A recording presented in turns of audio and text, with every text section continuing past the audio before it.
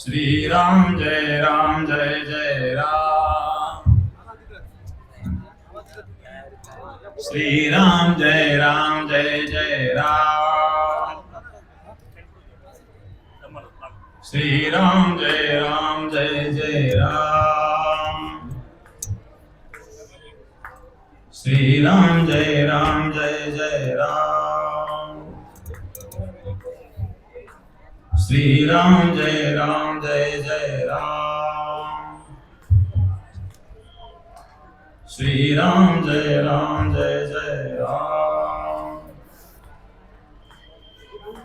श्री राम जय जय राम।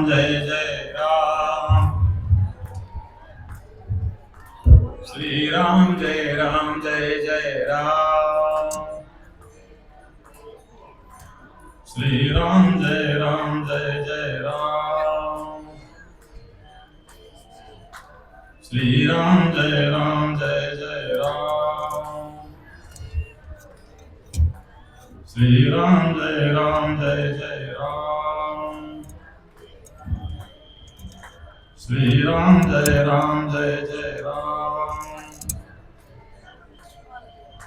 श्री राम जय जय राम। श्री राम जय जय राम। श्री राम जय जय राम। कुंडलिक वरदाय विठ्ठल श्री ज्ञानदेव तुकाराम पंढरीनाथ भगवान की जय।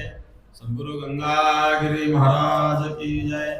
सद्गुरु नारायण गिरी महाराज की जय।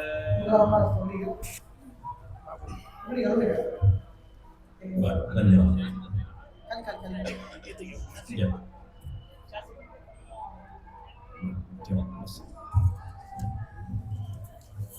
भक्त्यात्मनन्या शक्य अहमेवं विधोर्जुन ज्ञातुं द्रष्टुं च तत्त्वेन प्रवेष्टुं च परन्तप।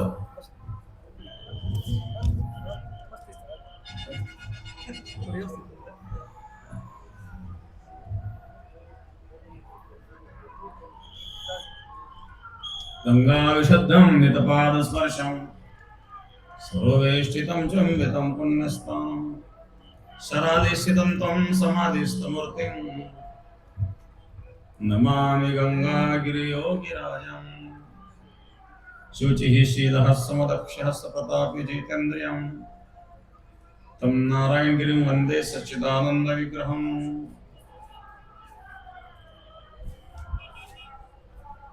अज्ञानतिमिरान्धस्य ज्ञानाञ्जनशलाकया चक्षुरुन्मिलितं येन तस्मै श्रीगुरवे नमः।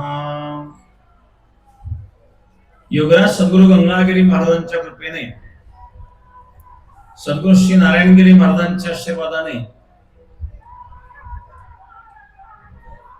सद्गुरु गंगागिरी महाराजांचा असणारा 178 अखंड हरिनाम सप्ताह गोदावरी मातेच्या तीराला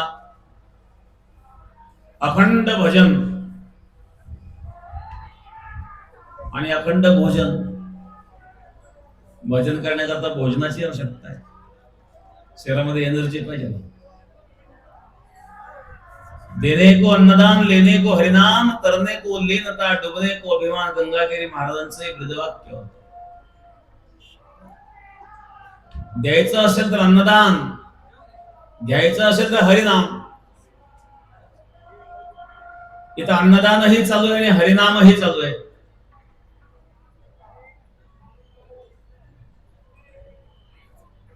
कथा त्रिवेणी संगम, देव भक्त आणि नाम।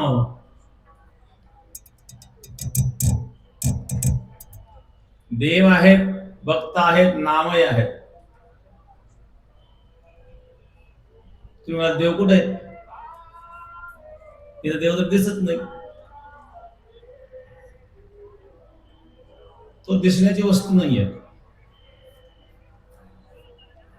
समजून घ्यायची वस्तू।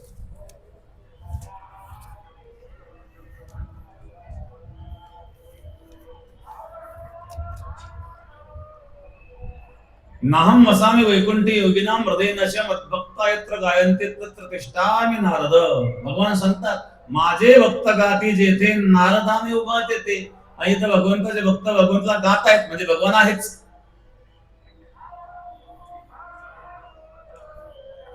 सद्गुरु योगराज गंगागिरी महाराजांचा असणारा हा 178वा खंड हरिनाम सप्ताह. या ठिकाणी उपस्थित सर्व मान्यवर, वैजापूर शहराचे माजी नगराध्यक्ष दिनेश भाऊ परदेशी या ठिकाणी उपस्थित आहेत. श्रीरामपूर शहराच्या माजी नगराध्यक्ष अनुराधाताई आदित्यही या ठिकाणी उपस्थित आहेत. जिल्हा परिषदेचे माजी सभापती अविनाश पाटील गलांडे ते या ठिकाणी उपस्थित आहेत. आणि आणखी उपस्थित सर्व मान्यवर, संत महंत महाराज मंडळी, सर्व मान्यवर, सर्वांना धन्यवाद.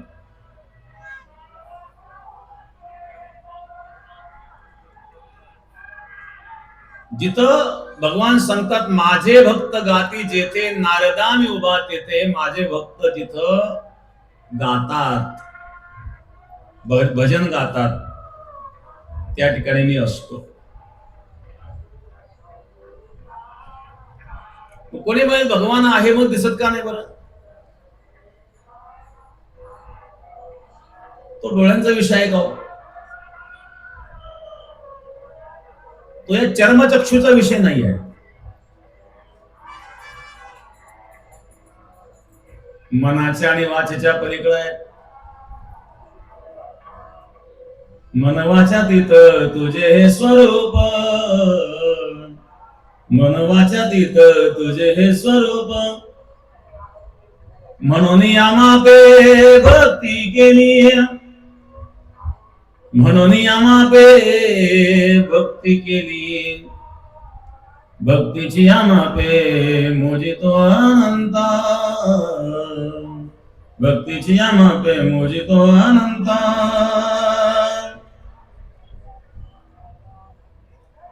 इतराने तत्वता न मोजावे, इतराने तत्वता न मोजावे. भक्तीची आमापे मोजितो अनंता,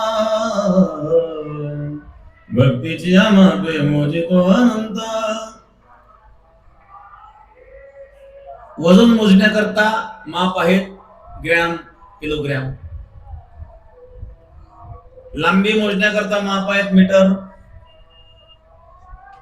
द्रव पदार्थ मोजण्याकरता माप आहेत लिटर. तसं भगवंताला मोजण्याचं माप आहे भक्तीच्या मापे मोजितो अनंत. भक्तीच्या मापाने त्याला मोजायचं आहे, तसं तो कळत नाही.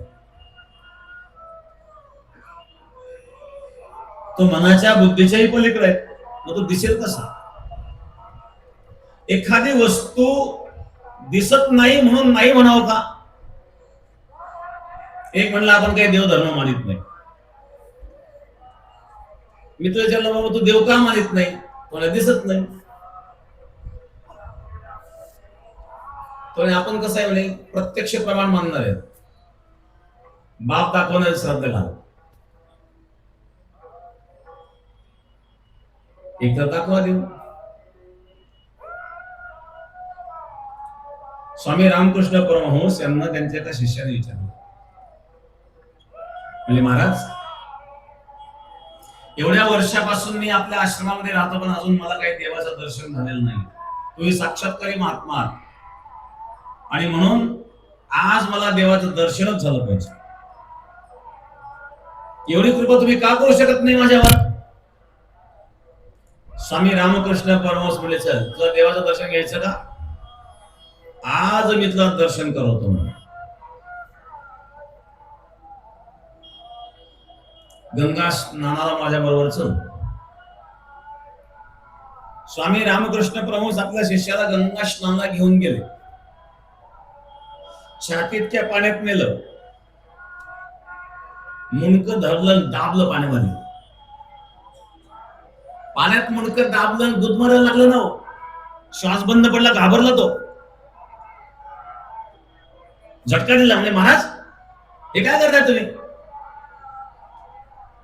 मी तुम्हाला म्हणलो मला देव दाखवा, तुम्ही मला नदीत स्नानाचं म्हणले, मी देव दाखवतो म्हणले आणि पाण्यातच बुडवलं मला. गुदमरून गेलो असतो ना मी. कसं काय वाटलं म्हणतो पाण्यात? वरून विचारतं कसं काय वाटलं? पाण्याच्या बाहेर निघण्याकरता किती तळमळ वाटली बरं तुला? पाण्याच्या बाहेर निघण्याकरता जेवढी तळमळ तुला वाटली तेवढी तळमळ भगवत दर्शनाचे जेव्हा तुझ्या अंतःकरणात निर्माण होईल त्या दिवशी माझ्याकडे ये, त्या दिवशी मला दर्शन करू. अंतःकरणामध्ये तेवढी तळमळ असावी. भात खाल्ल्याने पोट भरतं, पण 4 शिता खाल्ल्यावर नाही भरणार. पोट भरून खावं लागेल ना, तेव्हा पोट भरेल. भक्तीद्वारे भगवान प्राप्त होतो. भक्त्या त्वनन्या शक्य अहम एवं विदोर्जुन. अनन्य भावाने तो भगवंताची अनन्य भक्तीने तो परमात्मा प्राप्त होणं शक्य आहे, संभव आहे. त्याला जाणताही येतं, त्याला प्राप्तही करता येतं, त्याला पाहता पण येतं. परंतु त्याकरता तेवढी तळमळ असते.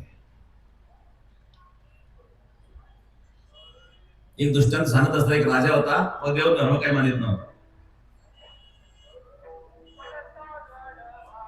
त्यांनी बैठक घेतली, मंत्रिमंडळाला सांगितलं, आजपासून माझा आदेश आहे, आपल्या राज्यात जेवढे मंदिर सगळे पळून टाका. का? तुम्हाला मी पोसतोय, तुम्हाला देव खो घालतो, तुम्हाला पोषणारा मी आहे, माझा आदेश तुम्हाला पाळावा लागेल. राजाला कोणी विरोध करावा. एका मंत्र्याने हिंमत केली, सांगितलं नाही, माझा विरोध आहे या गोष्टी. तुम्ही राजा, तुमचा सन्मान आहे, पण दुसऱ्याच्या भावनेवर आघात करणं हे काही आपलं कर्तव्य नाही, हे मला मान्य नाही आहे. राजाने मंत्र्याला सांगितलं, ठीक आहे, मी तुला 8 दिवसाचा टाइम देतो, वेळ देतो. 8 दिवसात तुम्हाला देव दाखव. माझं समाधान झालं तर मी निर्णय बदलेन.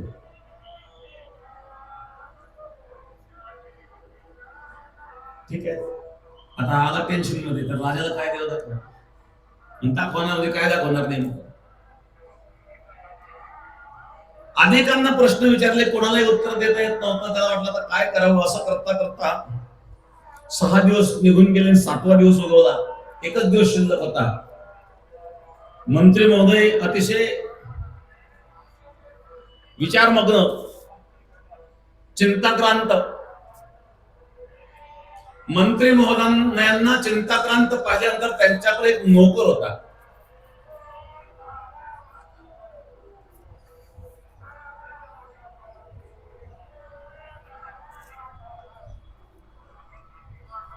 त्यांच्याकडे एक नोकर होता. तो म्हणला, साहेब, तुमच्या घरी तुमचं सेवा करण्यात, काम करण्यात माझं आयुष्य गेलं, पण इतकं विचारमग्न मी तुम्हाला आजपर्यंत पाहिलं नाही. काही अडचण नसेल तर मला सांगा, मला काही मदत करता येते मी करेन. तू काय मदत करशील हे तरी पण सांगा. मी छोटा माणूस आहे, तुम्हाला असं दुःखी अवस्थेत पाहिलेलं मला बरं वाटत नाही.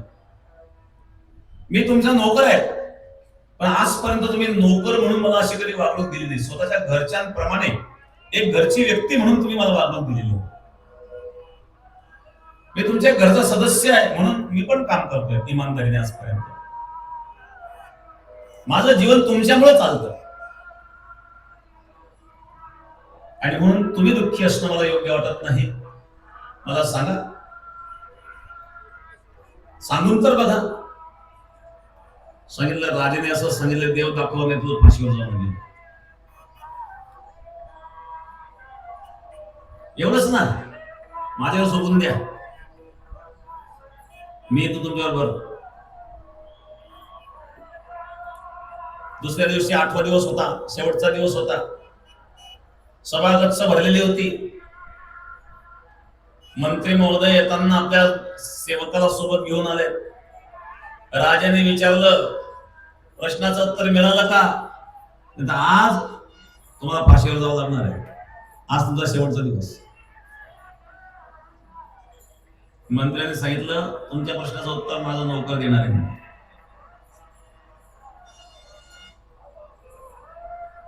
राजे नोकराकडे पाहिले, बघ तुला जर माझ्या प्रश्नाचं समाधान करता आलं नाही,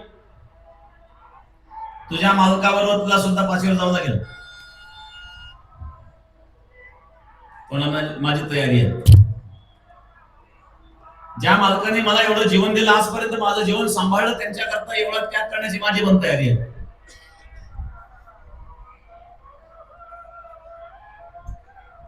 दाखव म्हणले देव. तुला 1 ग्लास दूध आणा. दूध आणलं. 1 चमचा आणा. चमचे आणला. त्या दुधामध्ये तो चमचा हलवीत बसला. 10 मिनिट झाले, 15 मिनिट झाले, अर्धा तास झाला, तर चमचे हलवत दूध. राजाचा पारा चढला ना. काय मूर्खेस म्हणले. एवढ्या गंभीर प्रसंगावर चर्चा झाली, दूध मागितलं, त्या दुधामध्ये चमचा काय हलवतोय, तर प्रश्न काय विचारलाय? प्रश्न आणि उत्तर याचा समन्वय असला पाहिजे का नाही? काही ठिकाणी समन्वयच नसतो. एकदा गुरुजीने विद्यार्थ्यांना प्रश्न विचारला, विद्यार्थ्यांनो 10 रुपयाचे 12 केळी येतं, तर माझं वय काय सांगा बरं? एक विद्यार्थी वरवड गडबडी मी सांगतो, तुम्ही 36 वर्षाचे आहात. मग कोणतं सूत्र वापरलं? हा 36 आकडा कुठून काढला? तर माझ्या मित्राचा भाऊ हाफमॅड आहे, तो 18 वर्षाचा, तुम्ही फुल मॅड 36. जसं प्रश्न तसं उत्तर. राजा इथं म्हणतोय, तुझा प्रश्न काय विचारला, तो काय चमच्यामध्ये आणि त्या दुधामध्ये चमचा हलवतोय अर्ध्या तासापासून. तो म्हणला, याच्यात तूप पाहतोय. अरे तुला तूप हवं, तुला मला तूप का नाही मागितलं? नाही ते नाही, या दुधातलं तूप काढायचं मला. अरे म्हणले, मूर्खा, असं तूप निघत असतं का? मग दुधाचं दही करावं लागतं, दह्याचं मंथन करावं लागतं, मग तूप निघत असतं. तुला मग मला हेच सांगायचं आहे, म्हणतो मी नवनीता तैसे घे अनंता, वाया व्यर्थ कथा सांडी मार.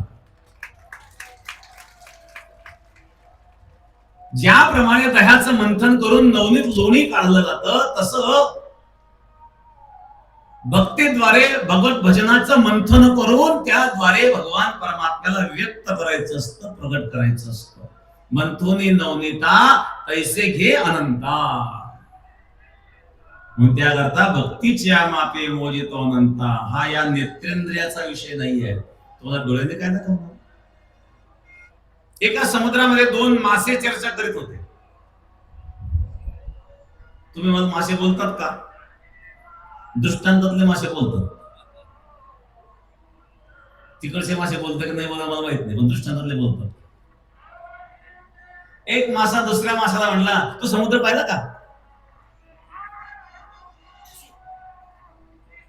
हा म्हणला, अरे बाबा, ज्याच्यात तू आवडतोय तोच समुद्र आहे. समुद्र हा तुझ्या दृष्टीचा विषय नाहीये. समुद्र एवढा व्यापक आहे, आपली दृष्टी किती कमजोर आहे. तसं ईश्वर तत्वाचा व्यापकत्व एवढा आहे, या चर्मचक्षुद्वारे तो पाहिला जात नाही. आणि जगामध्ये अशा अनेक वस्तू आहेत की त्या आहे पण दिसत नाही.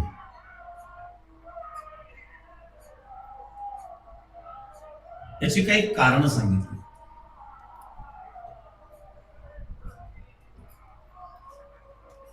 याची 8 कारण आहेत. संक्षिप्त सांगितलं. वस्तू आहे पण दिसत नाही. बघा, आकाशामध्ये एखादा पक्षी उडत उडत उडत उडत गेला, लांब गेल्यानंतर तो दिसेनासा झाला. मग दिसेनासा झाला तो नाही का? एखादी वस्तू अति दूर आहे, आपल्या डोळ्याच्या आकलन शक्तीच्या पलीकडे आहे, मग ते डोळ्याला दिसत नाहीये. पक्षी उडत उडत गेलेला आहे, तो दृष्टीच्या आड झाला याचा अर्थ तो पक्षी नाही असं म्हणता येणार नाही. एखादी वस्तू अति दूर असेल तर ती असूनही दिसत नाही.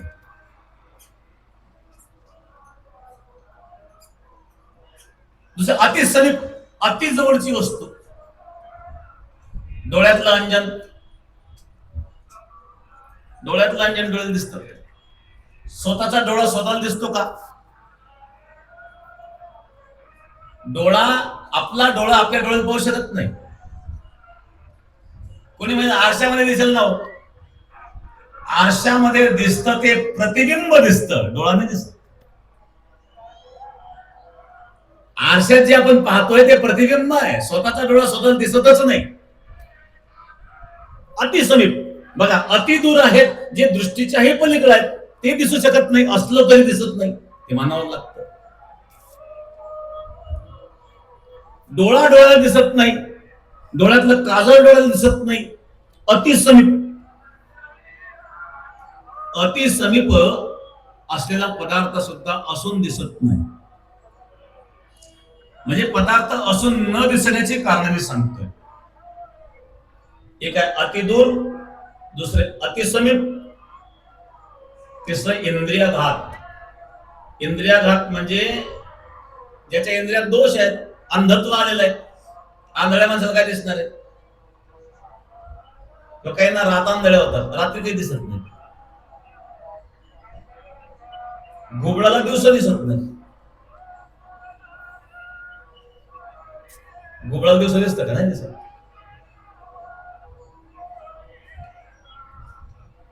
सगळ्या घोबळांची मीटिंग झाली आणि मीटिंग मध्ये ठराव मंजूर झाला, जगात सूर्याचं अस्तित्व नाही. Sun is absent in the world. जगात सूर्याचं अस्तित्व नाही. घोबळाने ठराव मंजूर केला कारण घोबळा दिसतच नाही. मग सूर्य नाही का सूर्याला पाहण्याची दृष्टी यांच्याकडे नाही. घोबळाने जरी ठराव मंजूर केला आता सूर्यावर त्याचा काय परिणाम होणार आहे? तसं एखादा ईश्वराला जर बाधित नसेल तर ईश्वरावर त्याचा काय परिणाम होणार आहे? एखादा मातेपुरू आला, तो म्हणला मी नरेंद्र मोदींना प्रधानमंत्री मानित नाही. नको म्हणू, मोदींवर काही परिणाम होईल त्याचा. घोबळ म्हणते आम्ही सूर्य मानित नाही. नको म्हणू, सूर्यावर काय परिणाम होणार? तसं एखादा नास्तिक म्हणतो आम्ही ईश्वर मानित नाही. जरी मानित नाही म्हणत असेल त्याचा ईश्वरावर काय परिणाम होणार आहे? ज्याच्या इंद्रियांमध्ये दोष आहेत, अंधत्व आहे, त्याला इंद्रियाघात म्हणतात. चौथं कारण आहे, काही कारणाने मन जेव्हा चंचल झालेलं असतं, मन अस्थिर झालेलं असतं, त्या डोळ्यासमोर वस्तू असली तरी दिसत नाही. वस्तू ज्ञान नाही होत. का होत नाही? तर शास्त्र सांगतं अंतःकरणाची वृत्ती नेत्रेंद्रियाद्वारे जेव्हा त्या पदार्थाकडे जातं तेव्हा त्या पदार्थाचं ज्ञान होतं. पदार्थाचं ज्ञान केव्हा होतं? त्या पदार्थापर्यंत वृत्ती जावी लागते, वृत्ती स्थिर असावी लागते. आणि वृत्ती जर स्थिर नसेल तर पदार्थ डोळ्यासमोर असला तरी ज्ञान होत नाही. याचा अर्थ समोर असला तरी दिसत.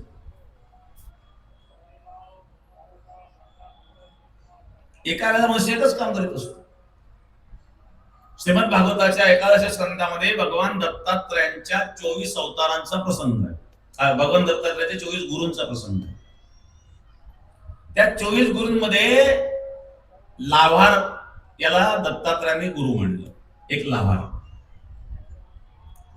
काय गुण घेतला त्या लाभारावर? संत एकनाथ महाराज वर्णन करतात, जो जो घेतला गुण तो तो म्या गुरु केला जाण, गुरु स्याल अपारपण जग संपूर्ण गुरु दिसे. ज्याच्याकडून मी जो गुण घेतला गुरु म्हणतो. एक लाभार होता. तो लाभार धनुष्यबाण बनवण्यामध्ये इतका एकाग्र झालेला होता की त्याच्या समोरून वाजत गाजत मिरवणूक गेली तरी त्याला भान राहिलं नाही. एक मनुष्य नंतरला, का इथून मिरवणूक गेली पाहिले का तुम्ही? म्हणे नाही. वाजत गाजत गेली तुम्ही ऐकलं का? नाही. मग आवाजही ऐकला नाही, डोळे असून पाहू शकला नाही, कान असून ऐकू शकला नाही. का? तर त्याची चित्तवृत्ती जी होती ती धनुष्यबाण बनवण्यामध्ये एकाग्र झालेली होती. धनुष्यबाण बनवण्यामध्ये चित्तवृत्ती एकाग्र झाल्यामुळं त्याला डोळ्यासमोर मिरवणूक जरी गेली तरी त्याला बाण राहिलं नाही, वाजत गाजत गेली तरी त्याला शब्द ऐकायला नाही. याचा अर्थ काय झाला? चित्तवृत्ती तिकडे गेलीच नाही. चित्तवृत्ती गेल्याशिवाय ज्ञान होत नाही. पदार्थ समोर असू द्या. एका खोलीमध्ये एका भिंतीला पडदा लावलेला होता. त्या पडद्याला 1 इंचाचा एक काळा ठिपका होता. एकाला विचारलं तुला इथं काय दिसतंय? तुला काळा ठिपका दिसतोय. आणखी काय दिसतंय? नाही, काळा ठिपका दिसतोय म्हणजे. अजून पहा काय दिसतंय. त्याला काही सांगता येईल? अरे बाबा, काळा ठिपका दिसतो, पण ज्या पडद्यावर तो ठिपका, तो पडदा दिसत नाही. तो बघा, त्याची चित्तवृत्ती कुठे गेली? त्या काळ्या ठिपक्याकडे गेली. काळ्या ठिपक्याकडे चित्तवृत्ती गेल्यामुळं मला पडदा दिसत असलं तो म्हणलाच नाही. फक्त काय म्हणलं? काळा डाग दिसतो. मग त्याला विचारलं आता काय दिसतं? हा, पडदा दिसतो. पडद्याला काळा डाग दिसतो. आणखी काय दिसतं? आता काय दिसायचं? हा पडदा आहे, काळा डाग आहे. तरी पण आणखी काय दिसतं? नाही सांगता. प्रकाश दिसतो का? अंधार असता तर हा पडदा आपला दिसला असता का? प्रकाशामुळे तुला पडदा दिसतोय. याचा अर्थ काय झालं? चित्तवृत्ती आता त्या पडद्याकडं आणि त्या डागाकडे गेलेली होती. त्या प्रकाशाकडे चित्तवृत्ती गेली नाही. प्रकाशामुळेच पडदा दिसतो हे जरी सत्य असलं तरी त्याला प्रकाश दिसला नाही असू नाही. तसं परमतत्व अतिसूक्ष्म आहेत. या स्थूल बुद्धीमध्ये त्याच्याबद्दल विचार करण्याची क्षमता नाही आहे. म्हणून ते तत्व जाणता येत नाही. म्हणून तो परमात्मा कळत नाही. म्हणून मी सांगितलं मनोवस्थान, मनो अनवस्थान असा शब्द आहे. मनो अनवस्थान. काही कारणाने मन जर चंचल असेल तर एखादी वस्तू असली तरी ती वस्तू आपल्याला दिसत नाही. डोळे आहेत, कान आहेत, सगळे इंद्रिय ठीक आहेत, पण मन चंचल आहे. ती वस्तू न दिसण्याचं एक चौथं कारण आहे. 5वं कारण सांगितलं अतिसूक्ष्म, परम सूक्ष्म. डोळ्याच्या आकलन शक्तीपेक्षा सूक्ष्म. जसं अणु, रेणू, परमाणू डोळ्यांना दिसत नाही. सूक्ष्मदर्शकाद्वारे ते पाहावं लागतं. परमाणू अति सूक्ष्म आहे. परमाणू दिसत नाही म्हणून परमाणू नाही म्हणता येईल का? हे सारं जगत तर परमाणूपासून निर्माण झालेलं आहे. मग त्याकरता अनुमान काही प्रमाण आहे. परमाणूच्या सूक्ष्मतेचं प्रमाण श्रीमद भागवताच्या 3य स्कंदात सांगितलेलं आहे. विदुर मैत्रेय संवादामध्ये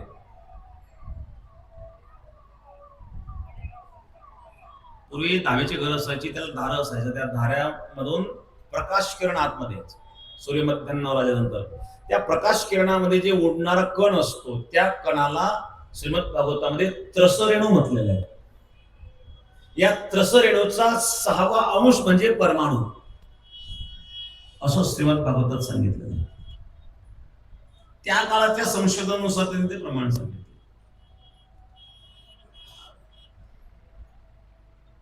आणि त्या परमाणूला व्यापण्याकरता सूर्यप्रकाशाला जेवढा काळ लागतो त्याला परमाणू काळ असं म्हणतात. पूर्वीच्या काळामध्ये कालमापन करण्याचे काही प्रमाण होते. जसं आता आपण सेकंद, मिनिट, तास याद्वारे कालमापन करतो. मी सांगितलं जसं द्रवमापन करण्याकरता लिटर आहेत, लांबी मोजण्याकरता मीटर आहेत, वजन मोजण्याकरता किलोग्रॅम आहेत. तसं कालमापन करण्याकरता काय? सेकंद, मिनिट, तास. या कालमापनाचं वर्णन श्रीमद भागवतात आलेलं आहे. एक परमाणू काळ, आणि तो परमाणू काळ जर आजच्या प्रमाणानुसार काढला, आजच्या आधुनिक काळातील सेकंदाचा आणि त्या परमाणू काळाचा जर विचार केला तर ते प्रमाण निघतं एका सेकंदाचा 12,654 अंश. एका सेकंदाचा बरं. आजच्या काळामध्ये इतकं सूक्ष्म माप आहे का नाही माहिती नाही मला. परमाणु काळ जर आपण श्रीमद भागवतानुसार काढला, आजच्या सेकंदाची त्या परमाणु काळाची जर तुलना केली तर एक परमाणु काळ आहे एका सेकंदाचा 12,654 अंश. 12,654 परमाणु काळ जेव्हा होता तेव्हा एक सेकंद होतो. या सेकंदाच्या 6 पटीने त्रुटी आहेत. ही सुद्धा त्या काळातलं माप आहे.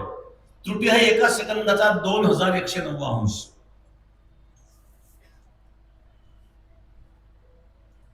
आणखी सूक्ष्मात जात नाही, नाहीतर ऐकणारं डोकं दुखायला लागेल.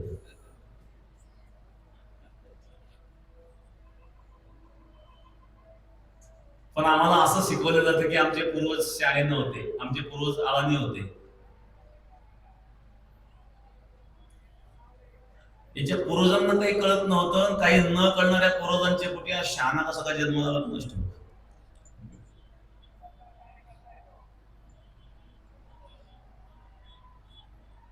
तरी काल आपण सांगत होतो अतिसूक्ष्म सूक्ष्मात सूक्ष्म परमाणु काळ अतिसूक्ष्म झाला आणि हा सेकंदाचा 12,654 अंश असं मी इथपर्यंत मला सांगितलं. आता इतकं सूक्ष्म सेकंद काटा सारखा फिरत राहतो, त्याचे इतकं सूक्ष्म माप आज आपल्याकडे नाहीये. अशा सूक्ष्म पदार्थाला जाणण्याची क्षमता तुमच्यामध्ये नाहीये. फॅन चालू केला, विचारलं फॅनला पाते किती, मोजता येत नाही. एक मला 3 आहे 4 आहे. 3 4 सांगितलं का फॅन बंद असताना पाहिलेले म्हणून सांगितलं. फॅन चालू असताना मला दिसतंय. याचा अर्थ काय झाला, त्याचा जो वेग आहे हा डोळ्याच्या आकलन शक्तीपेक्षा जास्त आहे. नेत्रेंद्रियाच्या आकलन शक्तीपेक्षा जास्त असल्यामुळं त्या फॅनच्या पात्याचं यथार्थ ज्ञान आपल्याला होत नाहीये.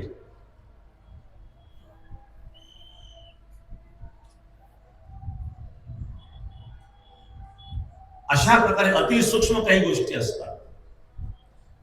मग ते शास्त्राला विचारावं लागतात. शास्त्रात ते दिलेलं आहे. जसं मी परमाणु काळ सांगितलं, शास्त्रामध्ये एक स्वप्नावस्थेचं वर्णन आहे. स्वप्नावस्था आपली केव्हा निर्माण होती, कशी निर्माण होती.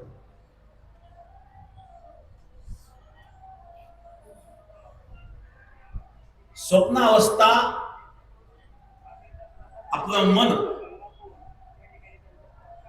आपल्या कंठाच्या ठिकाणी असणारी हिता नावाची नाडी आहे, त्या नाडीमध्ये जेव्हा प्रवेश करतं तेव्हा स्वप्नावस्था निर्माण होते. ही हितनाडी कुठे आहे, ऑपरेशन करून पहा, शोधते सापडणार नाही. तो डॉक्टरचा विषय नाही. या हितानाडीची सूक्ष्मता किती सांगितली आहे बघा. विचार चंद्रोदयमध्ये सांगितलेलं आहे. आपले जे केस आहेत ना, याचं प्रमाण सांगितलं. केसाच्या 1000 अंश, केसाच्या 1000 पटीने इतकी सूक्ष्मता, इतकी सूक्ष्म एक नाडी आहे.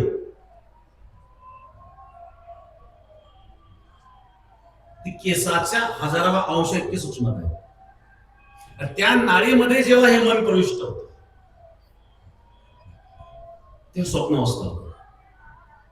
मग हे त्या नाडीत प्रवेश करणार हे किती सूक्ष्म असेल, याची सुद्धा सूक्ष्मता उपनिषद करायला सांगितलं. बालाग्रशत भागस्य शतधा कल्पितस्य च उपनिषद. बालाग्र केसाचा अग्र, केसाचा अग्र टोक किती बारीक आहे, ते 100 तुकडे करा. फक्त कल्पना करता येईल, 100 तुकडे करता येणार नाही. त्याचा 1 अंश घेतला, त्याचे पुन्हा 100 तुकडे करा.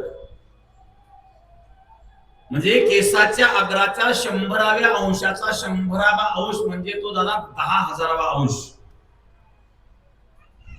केसाच्या अग्र टोकाचा 10,000वा अंश इतकी सूक्ष्मता त्या जीवाची आहे असं उपनिषदात वर्णन आहे. आणि तो केसाच्या 1000व्या अंशाच्या सूक्ष्म असणाऱ्या नाडीत जेव्हा प्रवेश करतो तेव्हा त्याला स्वप्न अवस्था निर्माण होते.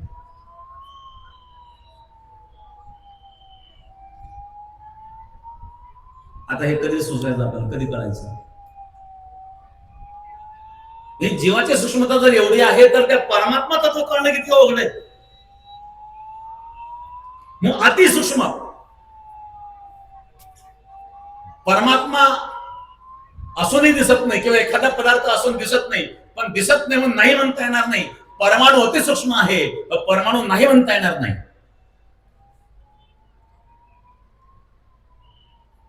सहावं कारण आहे व्यवधान. व्यवधान म्हणजे पडदा. पडद्याच्या पलीकडे दिसत नाही किंवा भिंतीच्या पलीकडे दिसत नाही. भिंतीच्या पलीकडे दिसत नाही म्हणून ते नाही म्हणता येईल का? व्यवधान आहे. व्यवधान हा एक अडथळा आहे, हा प्रतिबंध आहे.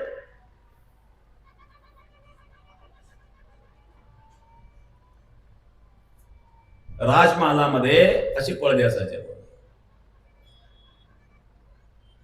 राणीला बोलायचं असेल तर पडदे आडून मी बोलायचो.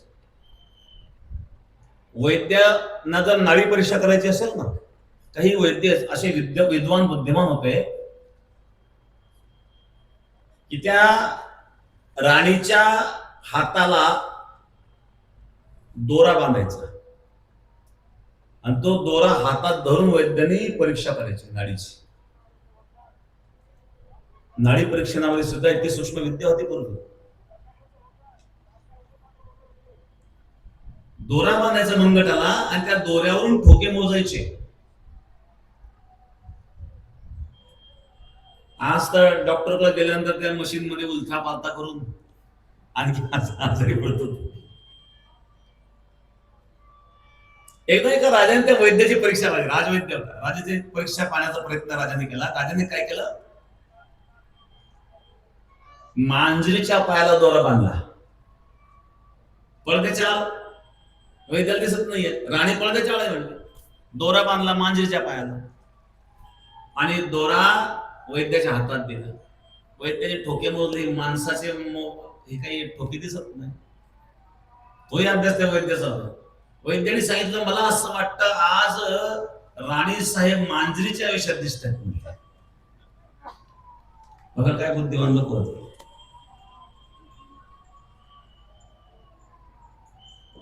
राणीच्या मनगटाला दोरा बांधायचा आणि त्यावरून ठोके मोजायचे. मग पलीकडच्या तेराला पलीकडच्या बाजूने पडद्याच्या पलीकडून राणी आहे पण दिसत नाही आहे. मग दिसत नाही म्हणून नाही म्हणता येईल का? व्यवधान नावाचा दोष आहे. व्यवधान ज्यावेळेला आलेलं असतं तर त्यावेळेला आपण त्याला नकारू शकत नाही.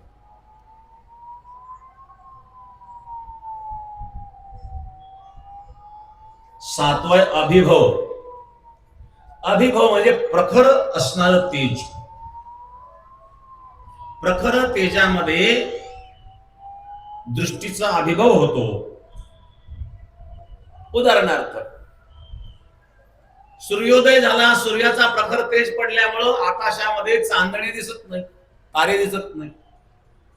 तारे रात्री दिसतात, आता का दिसत नाही? आता तारे नाहीत का? तारे आहेत पण ताऱ्यांचा प्रकाश अतिशय कमी आहे आणि सूर्याचा प्रकाश प्रखर आहे.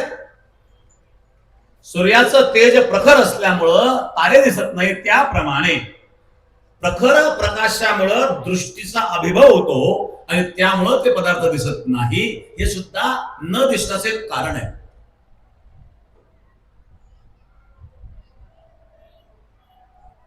आठवं कारण आहे समानाविहार. समानाविहार, सजातीय पदार्थाशी एकरूप होणे.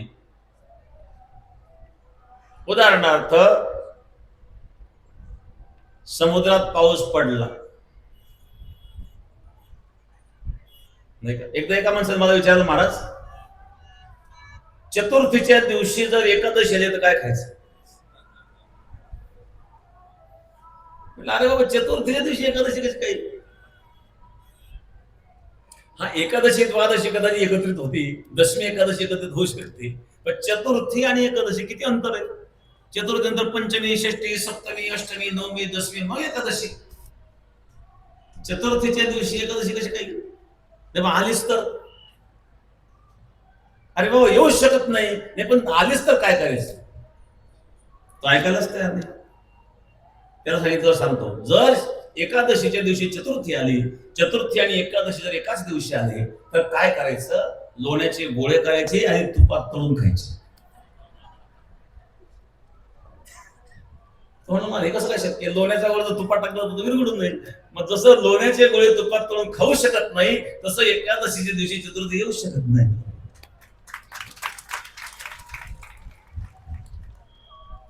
मग लोण्याचा गोळा तुपात तळायचा ठरला तर तो दिसत नाही. का दिसत नाही? तर त्या ठिकाणी काय आहे? समाना विहार, म्हणजे सजातीयता त्या ठिकाणी आली. पाण्यात पाणी पडलं ते दिसणार नाही. अशा प्रकारचे हा समाना विहार हा सुद्धा एक दोष आहे. समुद्रामध्ये पाऊस पडला, किती पाऊस पडला सांगता येणार नाही, पण पडलाय. तात्पर्य, प्रत्यक्ष प्रमाण जे आहे याला सीमा आहे.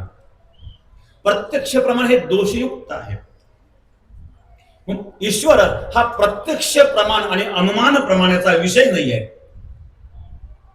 प्रत्यक्ष प्रमाणाचा विषय नाही, अनुमान प्रमाणाचा विषय नाहीये.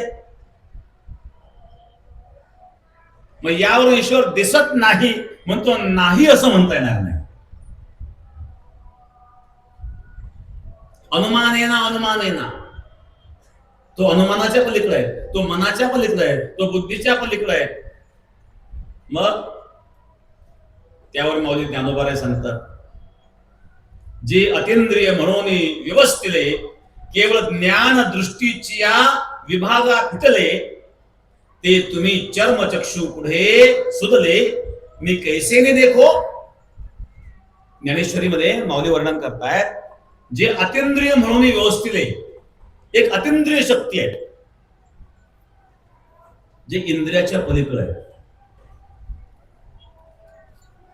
मौलिक ज्ञानोबरांनी सांगितलं, जे अतींद्रिय म्हणून व्यवस्थिले केवळ ज्ञान दृष्टीच्या विभागा फुटले, ज्ञान दृष्टीने त्याला पाहता येत.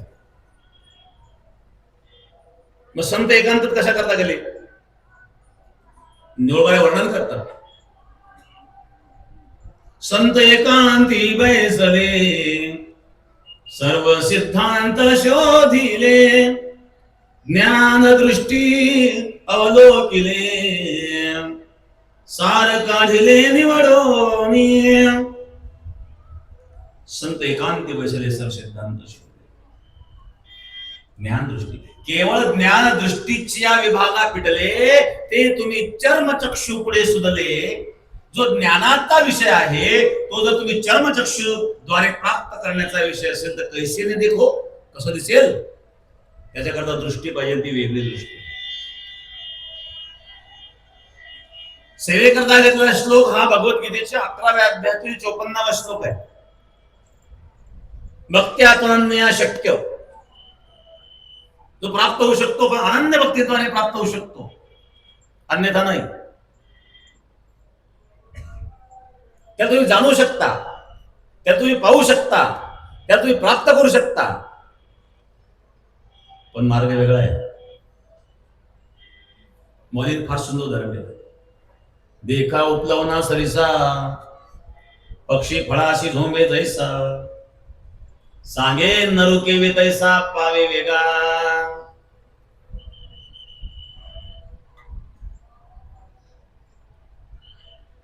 एक बंगला होता, तिथं आंब्याचं झाड होतं, त्याला कैऱ्या लागलेल्या होत्या. पोपट उडत आला, झाडावर बसला, आंबा खाऊ लागला. एक लहान पोरग होतं 5-6 वर्षाचं, त्यांनी पाहिलं पोपट उडत आला, आंबा खाऊ लागला. मला जर देवाने पंख दिले असते मी उडत गेलो असतो, मी पण आंबा खाल्ला असतो. पण पंख तर दिले नाही, आता उडता येणार नाही का? आपण प्रयत्न करून पाहू. लहान पोरग त्याला काय त्याच्या बुद्धीप्रमाणे लावलं डोकं. दोन्ही हातात दोन सुपं बांधले त्यांनी. आता उडत उडत जायचं, आंबाच खायचा. दोन्ही हातात दोन सुपं बांधले, ते भिंतीवर उभा राहिला, उडी मारली, उडी मारलं, आपटलं खाली. जे घडणारच होतं. बाकीचे मुलं खेळत होते, लागले हसायला. काय मूर्ख आहे म्हणले, असं कुठं उडता येत असतं का? डोकं फुटलं लागलं तुला, तोंडला जाऊ द्या. मस्तक फुटो पण संशय मिटो. संशय तर म्हटलं उडता येत नाही म्हणून मनात राहिलं असतं विनाकारण. काही गोष्टी मनात ठेवायच्या नसतात, संशयात राहू नये, संशय मिटवावा. पण माऊली ज्ञानोबा सांगतात, देखा उपलवना सरिसा, पक्षी फळाशी झोंबे जैसा, सांगे नरुकेवी तैसा पावे वेगा. ज्याप्रमाणे पक्षी उडत उडत आला, फळ खाऊ लागला, तसं माणसाला करता येणार नाही. पण माणसाला फळापर्यंत जाताच येणार नाही का? असं नाही, जाता येईल. पण कसं? हळूहळू ढाळे ढाळे केतुले के वेळे, मार्गाचे निवळे निश्चित ढाके. खोळावर चढावं लागेल, खोळावरून फांदीवर जावं लागेल, फांदीवर आणखी छोट्या फांदीवर जावं लागेल, मग फळापर्यंत पोहोचता येतं. त्याप्रमाणे हा परमात्मा अतींद्रिय, इंद्रियांचा विषय नाहीये तो. जे अतींद्रिय म्हणून व्यवस्थित केवळ ज्ञान दृष्टीची विभागा भेटत. परमात्मा इंद्रियातीत आहे, आणि त्याला तुम्ही इंद्रियाद्वारे पाहण्याचा जर प्रयत्न करीत असाल तर तो कसा दिसेल? अतींद्रिय शब्दाचा अर्थ आहे शब्दादी रहितत्वा इंद्रियानाम अविषयम इति अतींद्रिय. अतींद्रिय शब्दाची व्याख्या आहे शब्दादी रहितत्वा इंद्रियानाम अविषयम. जो शब्दादी विषयाद्वारे सुद्धा कळत नाही, इंद्रियांचा जो विषय नाही, त्याला अतींद्रिय म्हणतात. म्हणजे अतिसूक्ष्म तत्व आहे. अतीव सूक्ष्म परमात्म तत्व. विवेक चोळामध्ये ग्रंथामध्ये आद्य शंकराचार्य वर्णन करतात, अतीव सूक्ष्म परमात्म तत्व नस्तूल दृष्टो प्रतिपत्तुमर्हति. अतिसूक्ष्म असणारं परम तत्व स्थूल दृष्टीने तुम्ही त्याला पाहू शकत नाही. मग परमात्मा अतिसूक्ष्म आहे. पाऊस एवढं काय एवढा नाही त्रास देण्यात का? पावसाची तशी गरज पण आहे. पाऊस तर झाला, पण तो खूप झालेला नाहीये. थोडाफार झाला काय अडचण नाही. फक्त त्रास होईल इतका होऊ नये, एवढा होणार नाही, ते काळजी करू नका. आता एवढं त्याच कार्य आपण करतो, आपलं कसं त्रास देत करतो. ऊन पडलं तर गरमायला लागलं होतं ना, त्याच्यामुळे थोडं एसी चालू गेलं तरी एसी.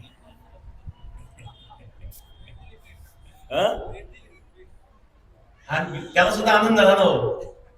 भेट देण्याकरता वरुण राजा इकडे, वरुण राजा तिकडे गंगामाई आहे, गोदावरी माता. गोदावरीच्या तीराला अगदी सुंदर पवित्र अशा प्रकारे तीर्थक्षेत्र आहेत. इकडे शनिदेवगाव शनी महाराज आहेत, तिकडे बाजा खानला आशुतोष महादेव आहेत, रामदरबार आहेत. इकडे पलीकडे कमलपूरला शिखांचं गुरुद्वार आहेत, महानुभाव आश्रम आहेत. आपल्या वारकऱ्यांची खूप चांगली सेवा दोन्ही आश्रमामध्ये करीत आहेत. महानुभाव आश्रमामध्ये सुद्धा बरेच वारकरी त्या ठिकाणी आहेत, राहत आहेत. आणि शीख संप्रदायाचा गुरुद्वार त्या ठिकाणी, त्या गुरुद्वारामध्ये सुद्धा आपल्या वारकऱ्यांची चांगल्या प्रकारची सोय व्यवस्था केलेली आहे. मी या ठिकाणी शीख संप्रदाय असेल, महानुभाव संप्रदाय असेल, दोघांना या ठिकाणी धन्यवाद देईल की आपल्या वारकऱ्यांची जी आपण व्यवस्था करीत आहेत त्याबद्दल. सद्गुरू गंगागिरी महाराज सप्तास कमिटीच्या मार्फत आपल्याला धन्यवाद.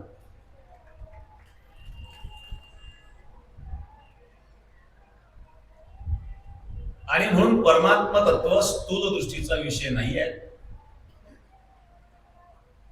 किती सूक्ष्म आहे तो. अनोरणीयान महतो मह्यान, जो अणु रेणूपेक्षा सूक्ष्म आहे. आणि मोठा किती आहे? अनुरणिया ठोकणा तुका आकाशा एवढा. अणुरेणूपेक्षा सूक्ष्म आहे आणि आकाशापेक्षा व्यापक आहे, आणि म्हणून तो मनाच्या आणि बुद्धीच्या पलीकडे आहे. मग अशा परमात्म्याची भक्ती कशी करावी? तो जर मनाच्या पलीकडे आहे, बुद्धीच्या पलीकडे आहे, मग त्याला जाणायचं कसं? कोण जाणू शकतो? मग त्याला प्राप्त करण्याकरिता विद्वानच पाहिजे का? ज्ञान पाहिजे का? त्याला प्राप्त करण्याकरता उच्च कुलात जन्मले असलं पाहिजे का?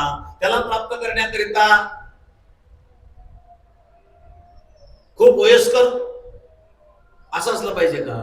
त्याला प्राप्त करण्याकरता काही लोक उपवास करतात, 30 दिवसात 35 उपवास,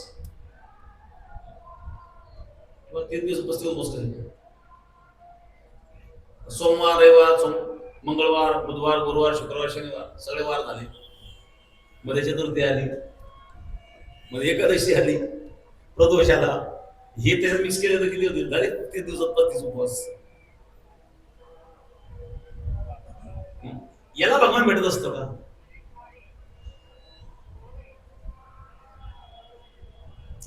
उच्च जातीमध्ये जन्मलं पाहिजे असं काही नाहीये. मौलिक ज्ञानोबा वर्णन करतात, या परी पाप योनी अर्जुना का वैश्य क्षुद्र अंगना माते भजता सदना माझिया येते.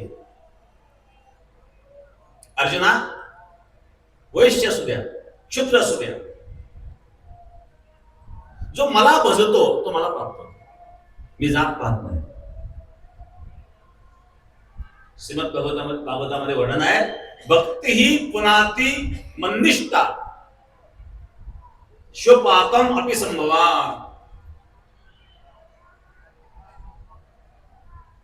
निष्ठेने भक्ती करा,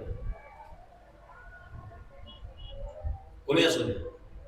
भलता हो भलते याती ज्यासी माझी भावार्थ भक्ती. कोणी असू द्या, कोणत्या जातीचा असू द्या, तू माझी भक्ती करतोय ना, तोची जाण पा पवित्र मूर्ती माझी प्राप्ती मत भजने. तो खरा पवित्र आहे.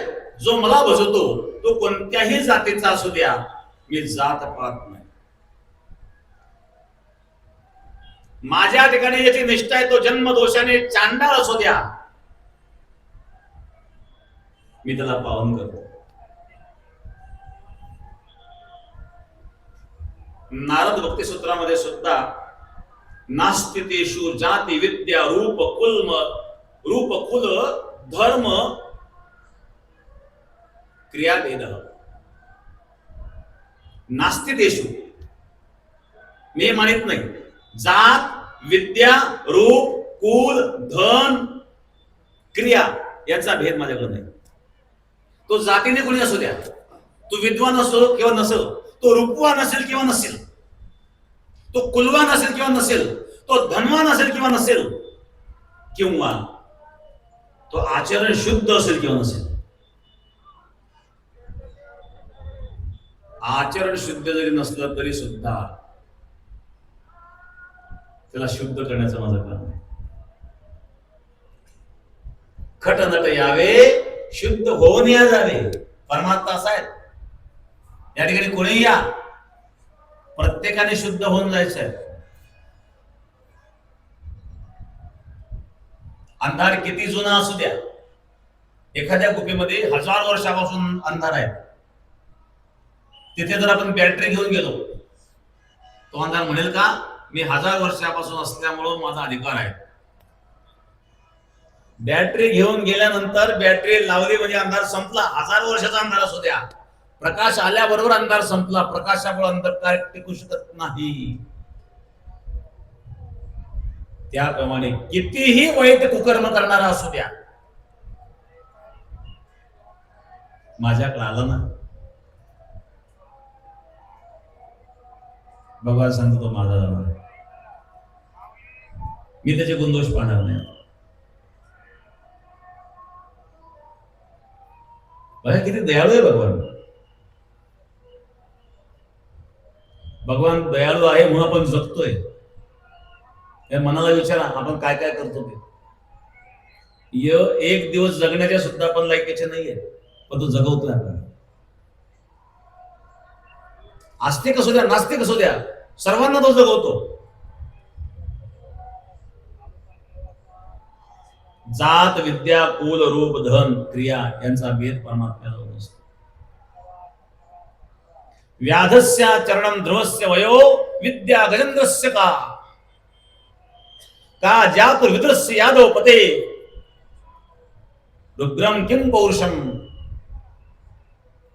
कुब्जायाः किम नाम रूपमधिकम किम तत्सुदाम्नो धनम भक्त्या तुष्यति केवलम न च गुणैर भक्ती प्रियो माधव. भगवान सांगतात मी भक्ती प्रिय आहे.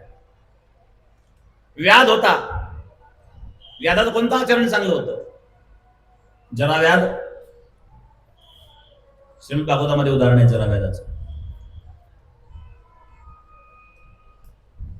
या जरा व्याधाचा बाण भगवान कृष्णाच्या पायाला लागला होता.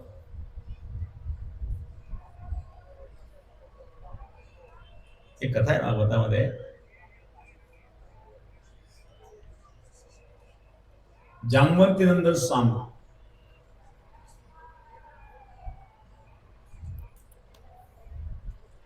या ठिकाणी आमचे शिंदे साहेब उपस्थित झाले, धन्यवाद.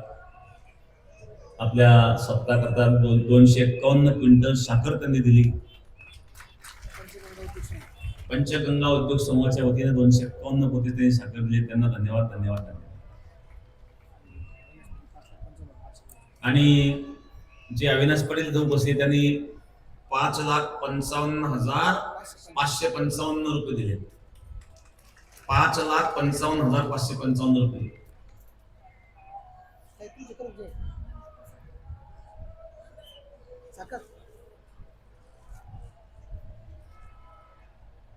व्याध होता, जरा व्याध. एक कथा आहे, फार लांबीत मी पण संक्षिप्त सांगतो माहिती करता, लक्ष देण्याकरता.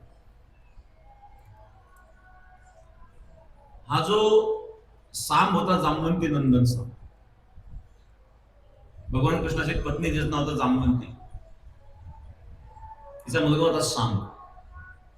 हा दिसायला फार सुंदर होता. स्त्रीचा वेश दिल्यानंतर हा पुरुष आहे का स्त्री हे सुद्धा कळत नव्हतं. एके ठिकाणी सत्संग चालू होता. काही ऋषीमुनी भगवत चिंतनामध्ये सत्संग चर्चा करीत असताना हे जे यादव कुमार होते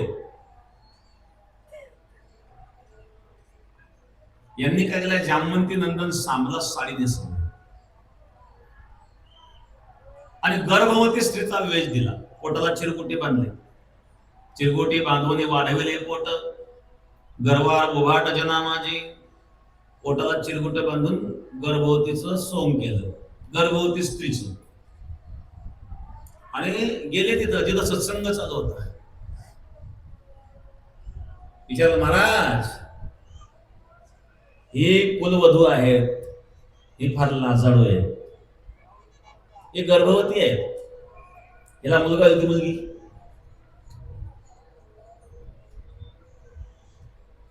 ऋषी पाहायला दुर्वास होते. दुर्वासांनी विचार केला, हे म्हणतात कुलवधू आहेत, मग हिच्यावरचा पती पाहिजे किंवा बाप पाहिजे किंवा भाऊ पाहिजे, असं कोणतरी पाहिजे ना. या मुलांबरोबर हे कसे काय? त्याने अंतर्दृष्टीने पाहिलं आणि लक्षात आलं, क्रोध आला दुर्वासांना. क्रोधाने त्यांनी सांगितलं, याला मुलगा होणार नाही, मुलगी होणार नाही, याला मुसळ होईल, ते मुसळ तुमच्या कुळाचा नाश करेल.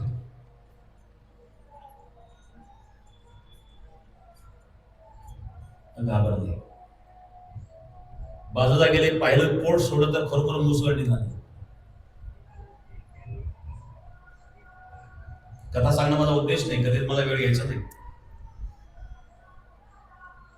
आता मुसळाचं काय करायचं? त्याची बारीक पावडर केली, समुद्रात फेकून दिली. एक वीटभर तुकडा शिल्लक करायला, तोही समुद्रात फेकला. तो एका माशाने गिळला. तो मासा जरा व्याध्याच्या जाळ्यात सापडला. तो जरा व्याध्याच्या तो मासा कापला तर त्याच्या पोटामध्ये तो तुकडा सापडला. त्याचा बाण त्याने तयार करून भात्यामध्ये ठेवला आणि भगवान कृष्ण परमात्म्यांच्या निर्धामाची जेव्हा वेळ आली, भगवान कृष्ण परमात्मा विरासन लावून बसलेले असताना कृष्णाचा पाय त्यांनी लांबून पाहिला आणि त्या कृष्णाचा पाय हरणाच्या मुखासारखा चमकला. त्याला वाटलं हे हरणाचं मुख आहे, हरिण म्हणून त्यांनी बाण मारला, तो कृष्णाच्या पायाला. तो जवळ आला, त्याला पश्चाताप झाला. भगवंताने सांगितलं, हे विधीचे विधान आहे, तू पश्चाताप करू नको. त्या जराव्याधाचा उद्धार भगवंताने केला. जो व्याध आहे, जीवाची हिंसा करून खाणारा आहे, जीवनात भक्ती कधी केलेली नाहीये, हरणाचे शिकार म्हणून बाण मारला, तो कृष्णाच्या पायाला लागला, कोणतेही चांगलं काम केलेलं नाही आहे, तरी पण भगवान कृष्ण परमात्मा यांनी त्याला मुक्त केलं. व्याधस्य आचरणम, व्याधाचं कुठं आचरण होतं, भगवंताचं सान्निध्य प्राप्त झालं.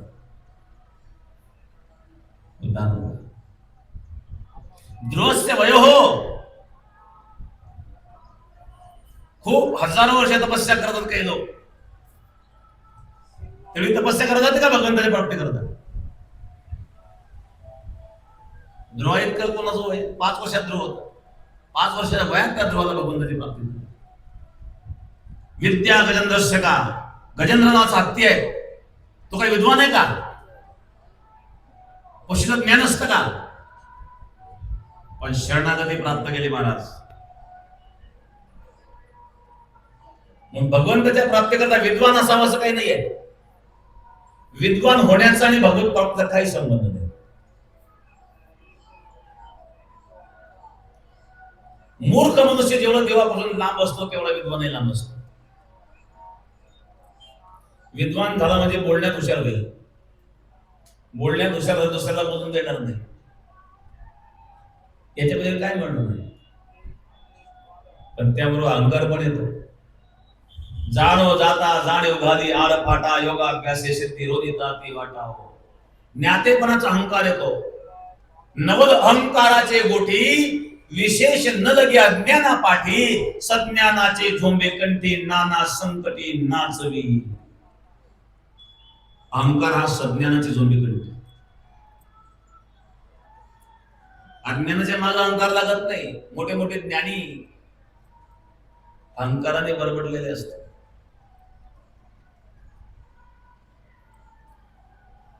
ज्ञानाची आवश्यकता नाही आहे. ज्ञान हे अनुभवजन्य असावं. प्राप्त केलेलं ज्ञान हे ज्ञान नाहीये. शास्त्र सिद्धांत आहे, जी गोष्ट प्राप्त केली जाते ती नष्ट होते. ज्ञान ही प्राप्त करण्याची गोष्ट नाही, प्राप्त करण्याचा विषय नाहीये.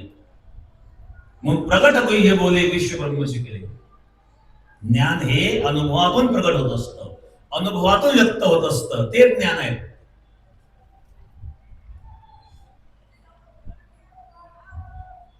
म्हणून विद्या गजेंद्रस्य का, गजेंद्राजवळ विद्या नव्हती. भगवंताच्या प्राप्ती करता उच्च जातीमध्ये जन्मले असला पाहिजे असं आहे का? का जातुर विदुरस्य, का जातीर विदुरस्य, विदुर का उच्च जातीत जन्मले होते का? विदुर दासीपुत्र आहेत. विदुराची जाती उच्च नाही, पण विदुर बुद्धिमान आहे. विदुर नीती प्रसिद्ध आहे.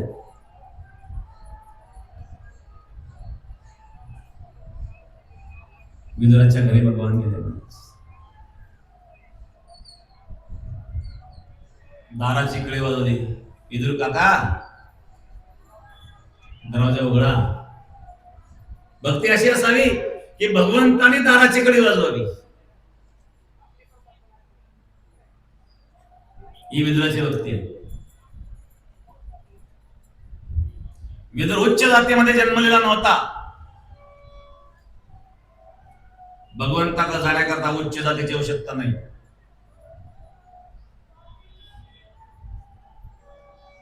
उग्रसेनाकडे पौरुष्य नव्हतं. उग्रसेन जो होता ना, कंसाचा बाप, या कंसाने उग्रसेनाला बंदिस्त करून स्वतः राज्य हातात घेतलं.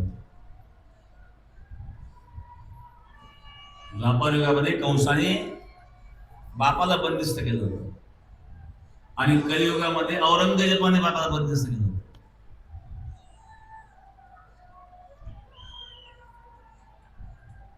पण कंसाने बापाला बंदिस्त केलं, कमीत कमी तो जेलमध्ये खायला प्यायला तरी द्यायचा कंस. या औरंगजेबाने पाण्या वाचून मारला बाप.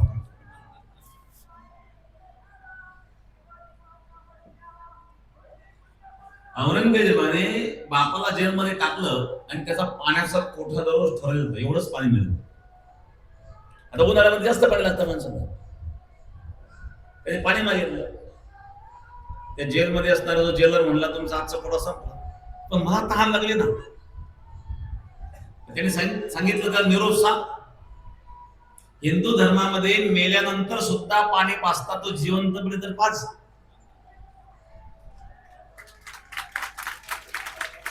हे शहाजहान राजाचे शब्द आहेत, औरंगजेबाच्या बापाचे शब्द आहेत. हिंदू धर्मामध्ये मेल्यानंतर सुद्धा पाणी पाजतात, पण तू जिवंतपणे पाणी पाज. जिवंतपणे बापाला पाणी नाही पाजले औरंगजेबाने. म्हणजे कंसाची जर तुलना केली तरी हा कंसापेक्षाही नीच होता.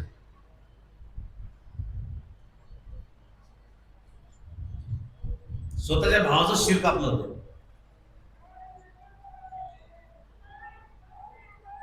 कंसाने बापाला जेलमध्ये टाकलं, उग्रसेनाला.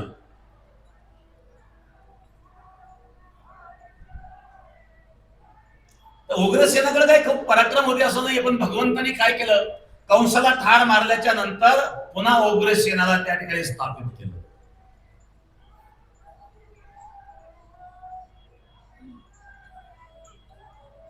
शक्ती नसणारा सुद्धा शक्ती देतो भगवान. भगवंताच्या प्राप्तीकरता सौंदर्य पाहिजे असं काही नाहीये. कुब्जा सुंदर होती का?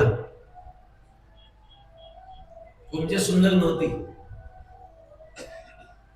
पण कुब्जेला भगवंताने सुंदरी म्हणून हाक मारली. ती कुब्जा वाटेमध्ये चंदन घेऊन चालली होती. कृष्णाने पाहिलं, 3 ठिकाणी वाकडी. कृष्णाने हाक मारली, हे सुंदरी. सुंदरी म्हटली, मागे वळून पाहिलं, मला कोण सुंदरी म्हणते?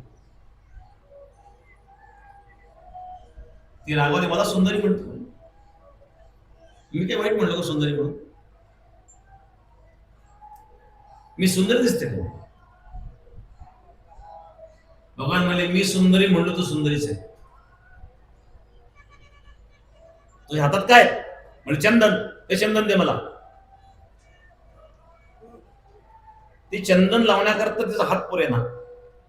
वर वर हो म्हणून सांगितलं, तिच्या पायावर पाय दिला आणि कमरेला झटका दिल्यावर सरळ झाली. सरळ झाली सुंदर. खूप सुंदर नव्हती, तिला सुंदर बनवण्याचं काम परमात्माने केलं.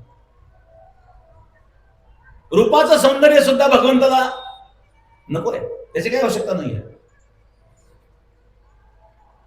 कुब्जेचं नावही सुंदर नाही, कुब्जेचं रूपही सुंदर नाही. भगवंताकडे जाण्याकरता नाम रूप सुंदर असलं पाहिजे असं काही नाही. आणि भगवंताकडे जाण्याकरता धन पाहिजे असंही काही नाही. किम तत्सुदामनो धनम. सुदामा धनवान होता का?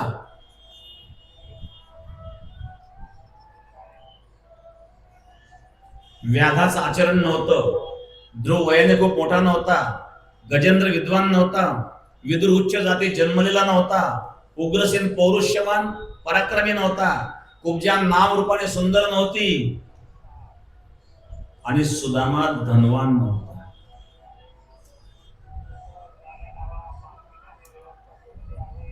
मग यांना भगवंताने मुक्त का केलं? यांचा उद्धार भगवंताने का केला? तर भक्तिप्रिय माधव यांच्याजवळ भक्ती होती, जे भगवंताला पाहिजे. अंतःकरणामध्ये भक्ती असावी, भक्तियुक्त अंतःकरणाने परमात्म्याची शरणागती पत्करल्याच्या नंतर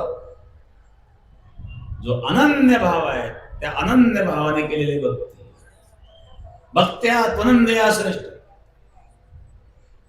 अनन्य भावाने केलेली जी भक्ती आहे, हे अर्जुन तुम्हाला प्राप्त करू शकतो. अन्याश्रयामिति अन्यथा, अन्य सर्व आश्रयाचा त्याग. परमात्मा असून दुसरं काही नाही. चुकलिया माये बाळ हुरू पाय तैसे झाले माझे जीवा, केव्हा भेटसी केशवा, अशी अवस्था. लहान मुलाला आई सोडून काही सुचत नाही, तसं भक्ताला भगवान सोडून काही सुचत नाही. ही अनन्य भक्ती आहे.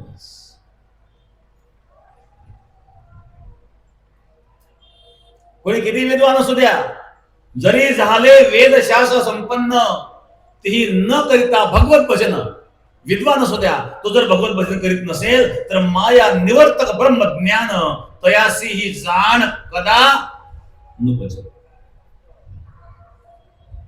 किती विद्वान असला, भगवान सांगतात तो जर माझं भजन करीत नसेल तर माया निवर्तक ज्ञान त्याला प्राप्त होऊ शकत नाही. न करिता भगवत भजन, वेदाध्ययन, यज्ञ दान, तुम्ही यज्ञ करा, दान करा, वेदाध्ययन करा, येण्याची नाही जाऊ तरोन म्हणती ती जन महामूळ. याचे ते तरणार नाही, यज्ञाद्वारे तरणार नाही, दाना केवळ दानाने तरणार नाही, भगवत भजन अंतःकरणामध्ये असावं. मग विद्वान हो द्या, वेदशास्त्राचं अध्ययन करू द्या, पण त्यापेक्षा अंतःकरणामध्ये जे भगवत भजन करणारे भक्त आहेत, माझे भक्त गाती जेथे नारदामी उभा, इथं ते भजन आहे.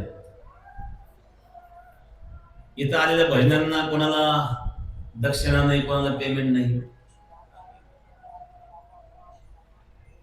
सो खर्चाने येतात, जे मिळेल ते खातात.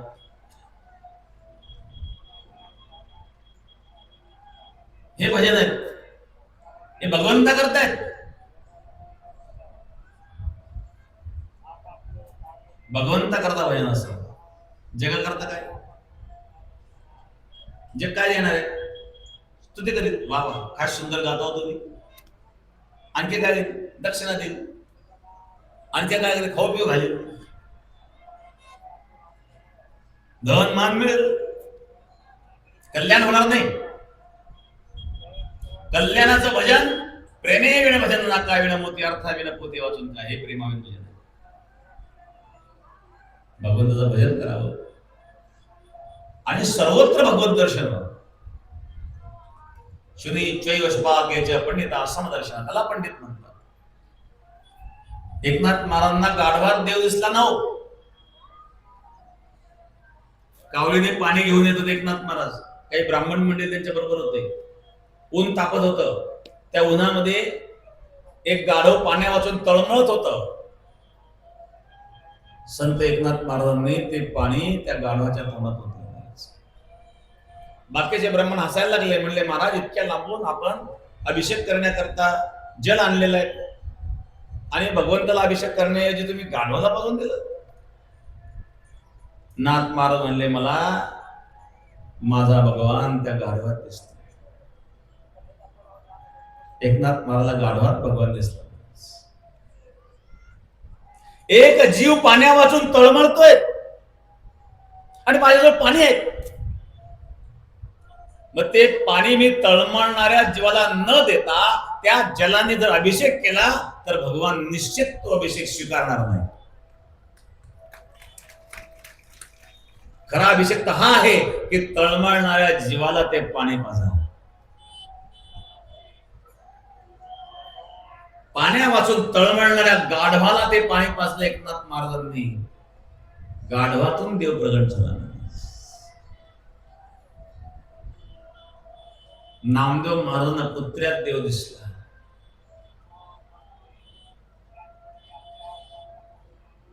नामदेव महाराज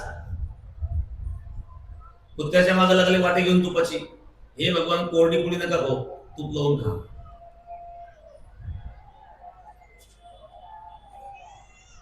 कुत्र्याला देव दिसतो, आपल्या माणसाला दिसत नाही. दुर्दैव.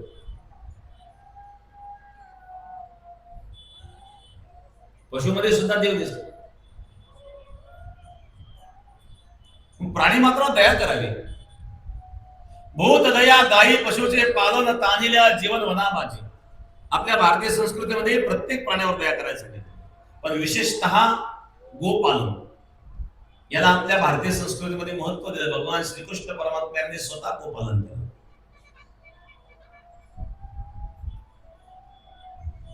गायीच्या श्वासामध्ये सुद्धा एक सामर्थ्य. काही ठिकाणी बघा गोशाळेमध्ये, आता मोठ्या मोठ्या गोशाळेत तिथं लोक राहतात जाऊन, तिथं गायीचा श्वास, अनेक गायीचा श्वास एकत्रित येतो ना.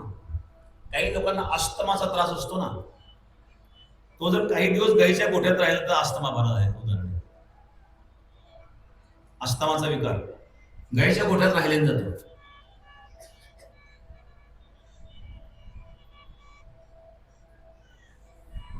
गायीचं जे गोमूत्र असतं,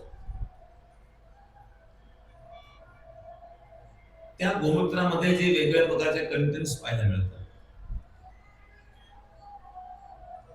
अनेक रोग घालण्याची शक्यता त्यामध्ये असते. गुजरातमध्ये जे गायीचं गोमूत्र आहे त्याच्यावर संशोधन केलं होतं. 1 लिटर गोमूत्रामध्ये 22 मिलीग्रॅम सोनं निघतं. फक्त लिक्विड मध्ये, घनरूपात नाही. सुवर्णाचे गुण त्याच्यामध्ये असतात. देशी गाईच्या तुपामध्ये सुद्धा बघा, देशी गाईचे तूप पिवळ्या रंगाचं असतं. तो केवळ पिवळा रंग नाहीये, ते सुवर्ण आहे. आयुर्वेदामध्ये रोग प्रतिकार शक्ती वाढण्याकरता सुवर्ण भस्म वापरले जातं. जर सुवर्ण भस्म आपल्याला मिळत नसेल तर सुवर्ण भस्माच्या जागेवर आपण गोमूत्राचा किंवा देशी गाईच्या तुपाचा उपयोग करू शकतो.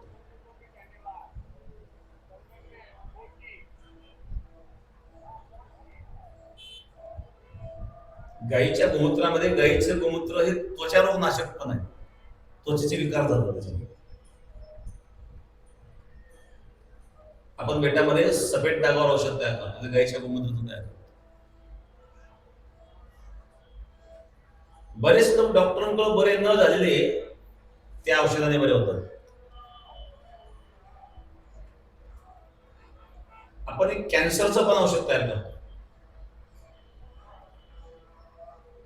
शेकडो लोकांना आपण ते प्रयोग केले. शुद्ध देशी गाईच्या तुपातून ते तयार करतो आपण. आणि डॉक्टरांनी घरी काढून दिलेले काही पेशंट सुद्धा बरे झालेले.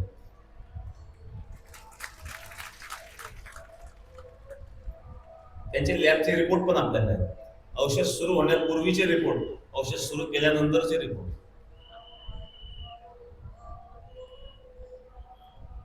लॅबच्या रिपोर्ट विषयी सांगतोय मी आपल्याला. शुद्ध देशी गाईचं तूप त्याकरता वापरले जातं, त्या औषधाकरता. कॅन्सर बरे झाले पण लोक तुम्हाला सांगतील की कितीतरी लोक आहेत आपल्या भक्त येतात, कारण कॅन्सरचं प्रमाण फार वाढत चाललेलं आहे. आणि मग गाय एखाद्या दूध कमी देते म्हणून तिला सांभाळायचं नाही हा अर्थ नाही आहे. अलीकडच्या काळामध्ये गाई कत्तलखान्यामध्ये जातात. कापणाऱ्याला दोष देण्यापेक्षा विकणाऱ्याला का दोष देऊ नये? विकणारे कोण आहेत? कापणारा धंदा आहे, तो धंदा म्हणून करतोय. पण विकणारे कोण आहेत? मग या ठिकाणी जागृती महत्वाची. लोक म्हणतात गोहत्या बंदी झाली पाहिजे. बंद करणं कोण? आपणच केलं पाहिजे. आता शेतकरी काही सांभाळत नाही. ट्रॅक्टर आले, भविष्यामध्ये बैलाचा पुढा करण्याची ट्रॅक्टरचा पुढा करायची पाळी येईल. कारण पुढे तर बैलच राहिले नाही. मातीचे बैल पुसतात, खरे बैल कुठे राहिले? त्यामुळं विषारी झाले, भूमी विषारी झालेली आहे. शेतकऱ्याने कमीत कमी 10-5 गुंठे तरी शेती बिगर विषारी करा घरी खाण्यापासून.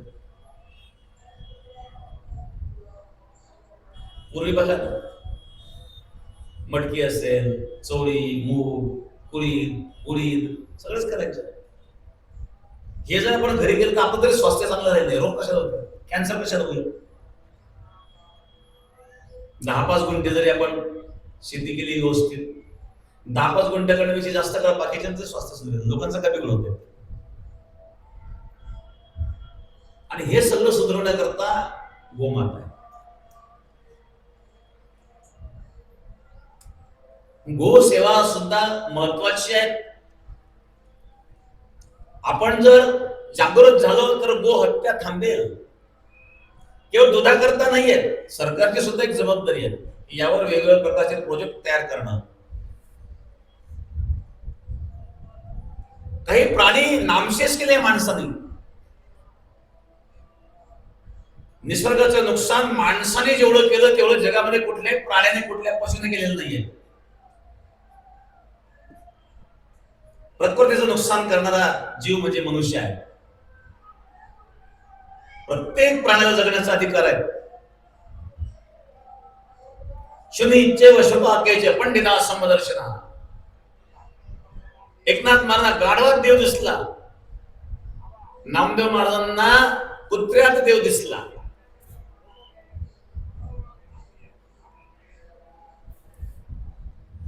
भूताची दया हे भांडवल संता, आपुलिया ममता नाही देही. प्राणी मात्रावर दया. मग तो कोणत्याही जातीचा असू द्या, भगवान सांगतो तो माझा आहे.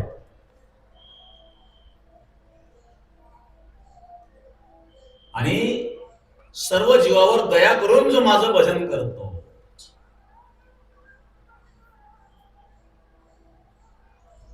भगवान सांगतात ही अनन्य भक्ती आहे.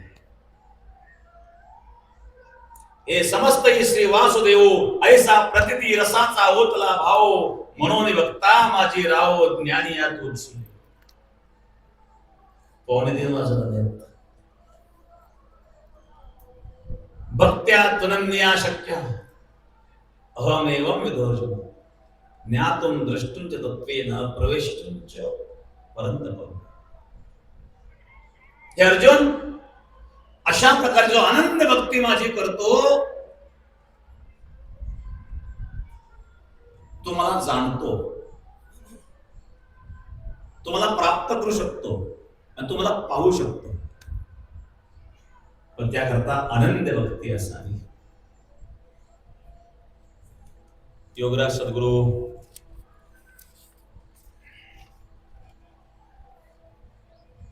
गंगागिरी महाराजांच्या कृपेने असणारा 178वा अखंड हरिनाम सप्ताह अतिशय सुंदर चालू आहे. सप्ताह कमिटी फार कष्ट घेत आहेत. सर्व गावं खूप कष्ट घेत आहेत. मी सर्वांना या ठिकाणी धन्यवाद देईल. या ठिकाणी राष्ट्रवादी काँग्रेस पक्षाचे राष्ट्रीय सचिव मान्य अविनाशदादा अधिक अनुराधाताई अधिक यांच्याकडून या सप्ताह करता 1,11,000 रुपये आणि 3 क्विंटल साखर, 2 क्विंटल तांदूळ अन्नदान करतात. आणि 1,11,111 रुपये 1,11,111 रुपये या ठिकाणी माननीय अनुराधाताईने या ठिकाणी जाहीर केले. आणि त्याबरोबर 3 क्विंटल साखर आणि 2 क्विंटल तांदूळ देखील अन्नदानामध्ये दिलेले आहेत. मान्य सुभाजी चोरडिया या ठिकाणी उपस्थित आहेत, त्यांना धन्यवाद. उपस्थित सर्व मान्यवर डॉक्टर दिनेश भाऊ परदेशी, पंचगंगा शुगर कारखान्याचे प्रभाकरजी शिंदे, अनुराधाताई आली, अविनाश पाटील गलांडे, आमचे कृष्णभाऊ ढोणगावकर या ठिकाणी उपस्थित झालेले आहेत.